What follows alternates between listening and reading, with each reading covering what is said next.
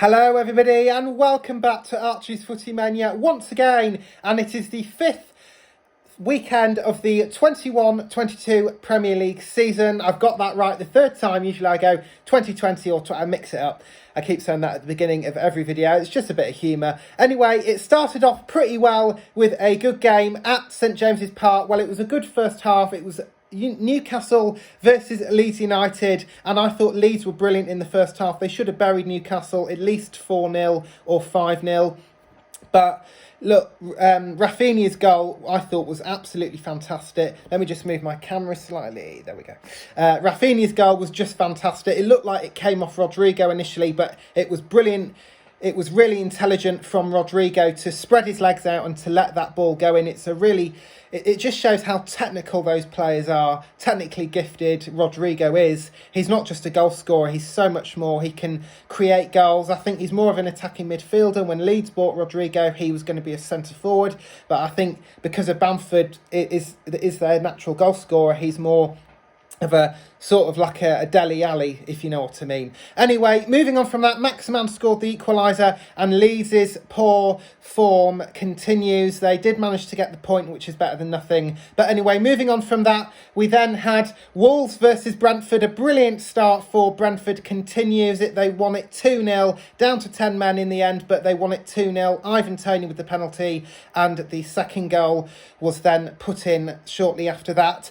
And then Burnley played Arsenal. Arsenal managed to scrape through 1-0. Norwich played Watford. Watford stuffed them 3-1. And City drew very boringly against Southampton at the Etihad, most surprisingly, 0-0. Now, this just highlights how desperate I think City need a striker. I would say Harry Kane, but judging on today's performance, which I won't give too much away, judging on today's performance from Harry Kane, I'm not too sure. I think Erling Haaland would be a much better fit for them, or Lukaku if he wasn't at Chelsea. But yes, I'm glad that was a 3 o'clock game. So luckily I didn't watch that because it would have been a boring game. Southampton, though, did very well to ground out the point despite not having Danny Ings. Moving on, Liverpool smashed Palace 3-0. Naby Keita with an absolute screamer, and Salah and Mane both scored very simple tap-ins. I thought Mane's, though, was a bit more sophisticated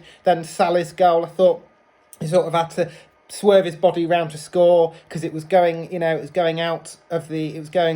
the goal line, so over the corner line, and he managed to get it in. So yeah, that was a fairly good result for Liverpool. Moving on, Villa smashed Everton 3-0. Leon Bailey looks like an absolutely cracking player. He looks very similar to, I would say, I'm not sure who to compare him to. He looks a bit like Son in a way that, he's very mobile. He likes to storm up the pitch, but I think he might be slightly different. But he's just got that pace that Villa needed from the absence of Jack Grealish. I'm not saying Jack Grealish was the fastest player, but they just needed somebody technical like Leon Bailey to come in, and he provided the corner, which Jack Grealish often did for Villa, and he also scored a brilliant finish one-on-one against Jordan Pickford. Yeah, had to get my brain in gear there. So, and also Matty Cash scored a cracker as well, and unfortunately for Digne for Everton, he scored an own goal to wrap up a great performance at Villa Park.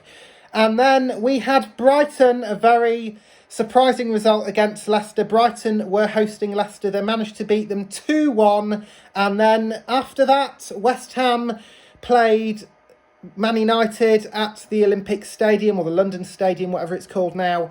And that was on Sky Sports, so I did watch that. And that was a fairly decent game. West Ham, I thought, were by far the better team for most of the second half. But United did manage to nick it with Lingard's late goal. But West Ham did have a golden chance to equalise with Mark Noble. But unfortunately for West Ham, David De Gea made a wonderful save. It wasn't a bad penalty, to be fair. And my day was ruined, guys, by not 4:30, because actually we played really well in the first half. Tottenham took on Chelsea, and we built up so much great momentum, guys, in the first 20 minutes. It was actually surprising how well we played in the first sort of 20-30 minutes. Neither side really had great finishes in the final third, but The build-up was great. We looked confident on the ball, and we hopefully, I thought at that time, hopefully we can grab something in the second half. No, that wasn't it at all. Thiago Silva started the devastation for Spurs, followed by a absolute mess at the back for Eric Dyer. It initially came off it was initially scored by Kante, but then came off Dyer. And to finish it off and to destroy Spurs, Rudiger scored to make it 3-0. An absolute shambles for Spurs at their home ground. And that's 6 goals conceded in 2 games, guys. It's just, look, Nuno isn't the problem. It's the players. Okay, if it was Mourinho, I'd definitely blame him because of his tactics.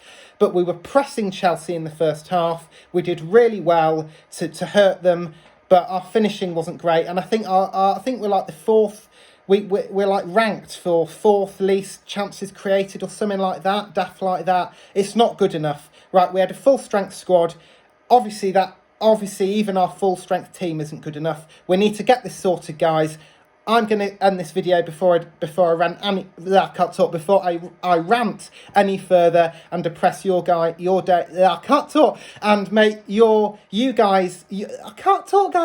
and make your day depressing too. You can see the devastation is making me lose my speech. Anyway, guys, don't forget to smash that subscribe button, leave a like below and comment below, and hopefully I can put my teeth back in my mouth for my next video and have clearer speech, and hopefully by then Spurs will have grabbed the 3 points. See you guys then. Bye.